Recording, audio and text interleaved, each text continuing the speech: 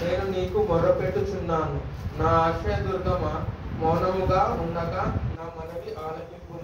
నీవు మౌనముగా ఉండిన యెడల నేను సమాధిలోనికి దిగువారి వలె అగుదును.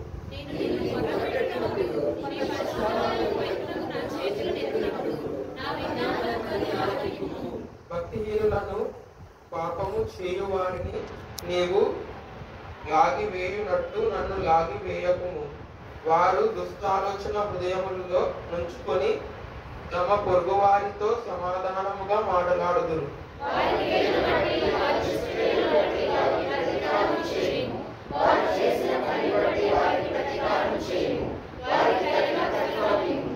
యెహోవా కార్యములను వారు లక్ష్య పెట్టరు, ఆయన హస్త కృత్యములను వారు లక్ష్య పెట్టరు. కావున ఆయన వారిని వృత్తిపరచగా నిర్మూలము చేయను.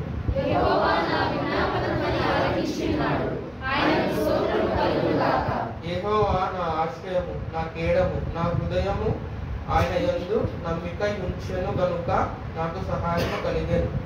కావున నా హృదయము ప్రహర్షించుచున్నది, కీర్తనలతో నేను ఆయనను స్తుతించుచున్నాను.